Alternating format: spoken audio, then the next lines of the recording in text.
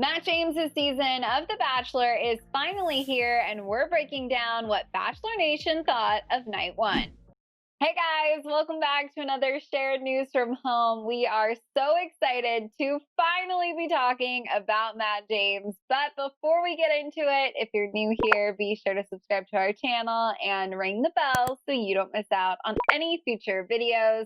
As always, I'm your host, Fiona Zaring, and I'm joined by the wonderful Gabby, Gonta, and Avery Grooms. Hi guys. You guys, obviously there has been so much hype and build up leading to the moment that Matt took the stage as the Bachelor. So we want to look through some of Bachelor Nation's tweets this evening and just check in with everybody out there and see how they're doing after night one. All right, you guys, first up from Sarah, she said, went from Pilot Pete to Matt James. Nature is really healing in 2021. I have to say, I ragged on Peter so much his season. I was so tired of him by the end of it. And I am so excited for Matt. I do not foresee that happening this time around. Nick Vial tweeted, "You versus the guy she tells you not to worry about." And here he's comparing the La Quinta resort to Matt James's new resort.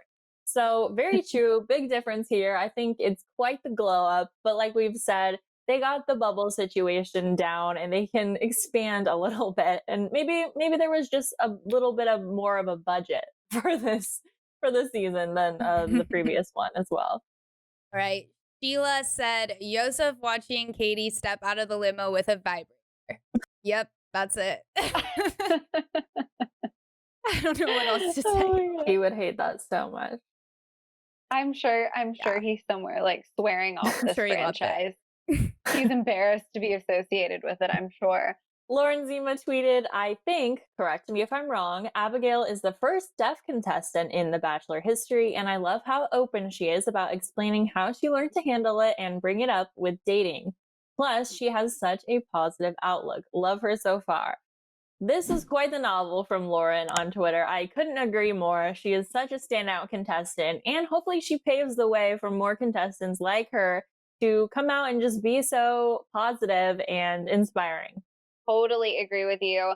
This is from E! News, who put intense flashback of sorority recruitment. And honestly, you guys, it is an intense flashback of sorority recruitment. Every time I watch The Bachelor, I am like, oh my God, the speed dating, the can I interrupt, which never goes smoothly. It is so classic sorority life. And it's just as awkward there as it is on TV. So great tweet. All right. Jordan Kimball said, Abigail is an angel. I know we have nothing bad to say about her. She is an amazing, sweet angel. And I hope we see much more of her. I'm honestly kind of nervous because I haven't really seen her in the promos, and that scares me. But so far, so good, as far as we know.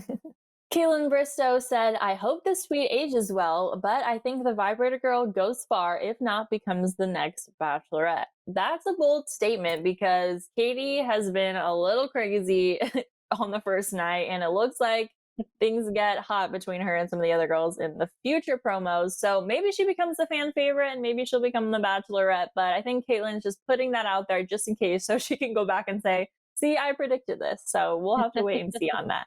Okay, next up, you guys, Brett tweeted 2020 Finasco, 2021 pressureful. You guys, the alcohol is flowing night one, and I honestly love these moments. I love all of these little funny inside jokes we've developed in Bachelor Nation at the expense of grammar.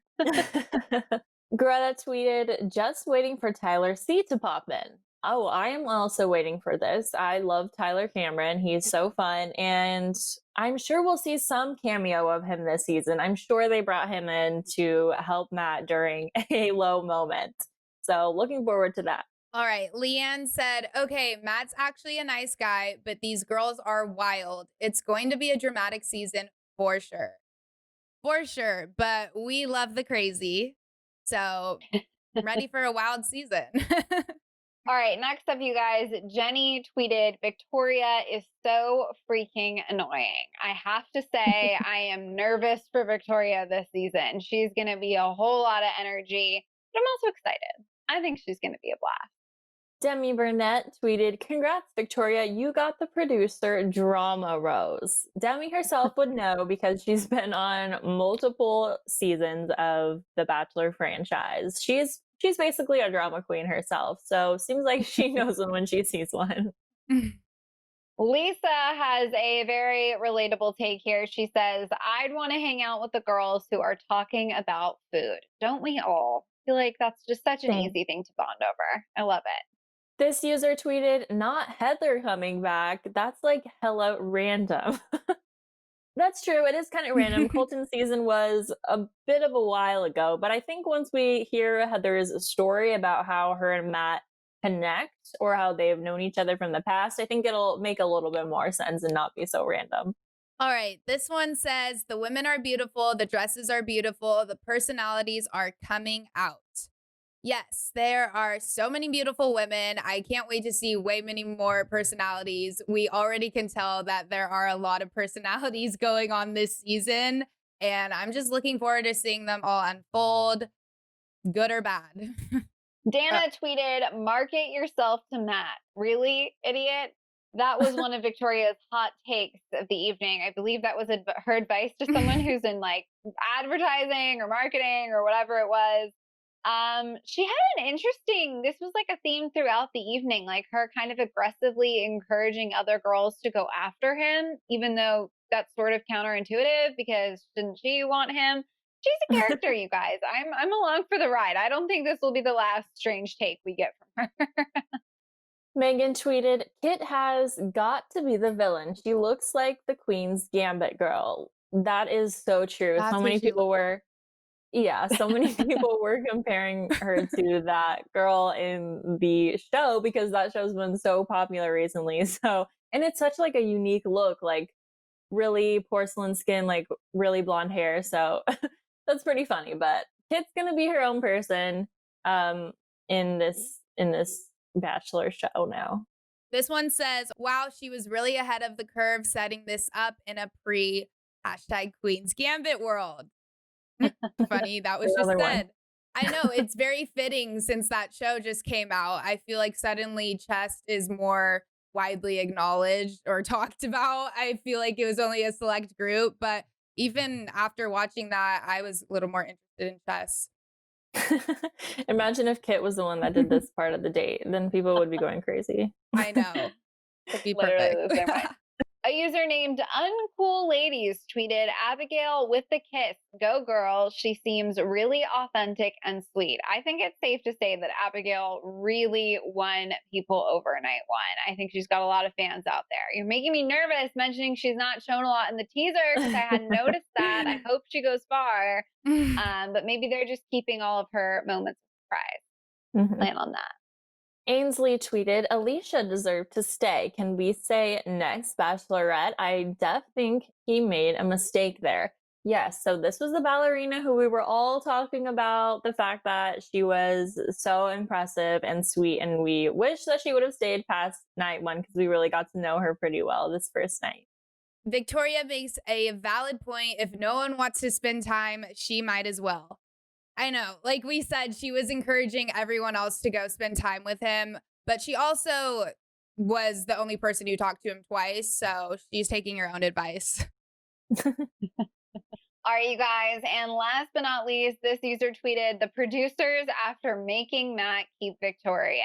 I mean, this was a producer move. This certainly was. I think we've had enough tell-alls over time that sometimes it's like, you keep them and we'll help you with this. There are some handshake agreements made. And I feel very confident that she was one of them and will be for many weeks to come. All right. Well, we did mention that teaser, and you guys, that teaser for the season at the end involved a lot of making out, a lot of tears, a lot of drama. It seems like we have a pretty wild season on its way. And you guys, we broke down the entire teaser looking for clues as to what's to come. So if you want to hear all of our predictions, make sure you head to the description because there will be a link there to that video. You can check it out. We want to know your predictions as well. In the meantime, I feel like we are in for quite a ride. I'm so proud of Matt. I'm so in love already. I think we're going to have a really great season. You guys, we want to know your take on everything that went down night one. So let us know down in the comments.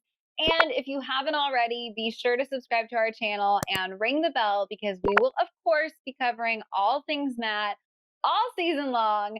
As always, I'm your host, Fiona Zaring. I was joined by the incredible Gabby, Gonta, and Avery Grooms. Our socials are on the screen right now. Come say hi. We want to talk all things Bachelor. Thank you guys so much for watching, and we'll see you next time. Bye.